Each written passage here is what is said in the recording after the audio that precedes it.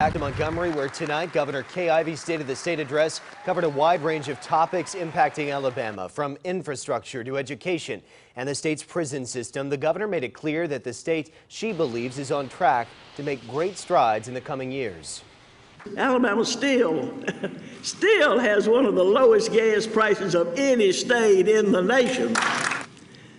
Both my strong faith in the Lord and a heartfelt concern for basic human rights gives me a sense of urgency to address our long-standing challenges within our criminal justice system. Ladies and gentlemen, we simply cannot afford to wait any longer to tackle this problem, and failure is not an option.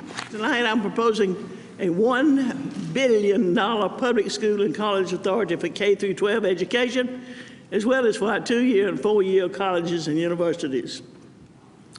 This money will be distributed on a formula basis to allow for much-needed capital improvements across the state.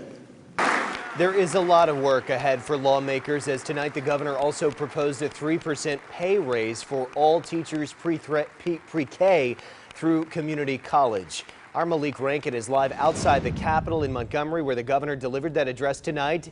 And while lawmakers are divided on some issues, ones we spoke to are optimistic about her plans. MALIQUE. Good evening, Jack. One of the first major topics Governor Ivey touched on in her State of the State address, as you mentioned, was improving our state's prison systems. While she didn't go into detail as to how she'd like to see those improvements made, the lawmakers I spoke with here tonight said without a doubt this will be a priority this session. In the months to come, both the governor and lawmakers are feeling the pressure to improve the state's prisons. Obviously, Alabama is under some federal court orders to be able to modify our penal system. And so I think the process that the governor and her staff have gone through to try and vet the different options that are available to the state is something that we've been waiting to hear from her in regards to the legislative action that would be required. In Governor Ivey's address, she outlined an embarrassing fact about Alabama, our national education ranking. Ivey recommended legislators pass laws to increase funding to education through a $1 billion bond, as well as increases in teachers' pay by 3%. I applaud the governor on that. I think our teachers, I was hoping that it could be 5, 6, 7% raise for teachers. I would wish that our retirees could get a COLA. However, I understand the budgeting process. And I think giving pay raises to educators is something that's most important. Governor Ivey has shied away from talking about a state lottery. In her address, she tackled the issue head on. All the stars line up. There are some other factors that plays into the whole decision about the lottery.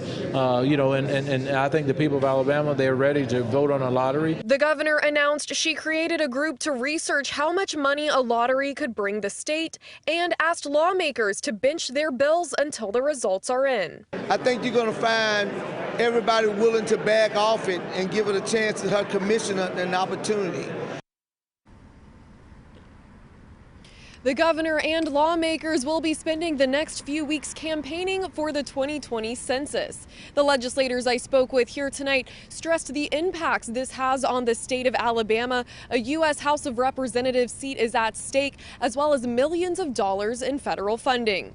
Live in Montgomery, I'm MALIQUE RANKIN, CBS 42 News, local coverage you can count on.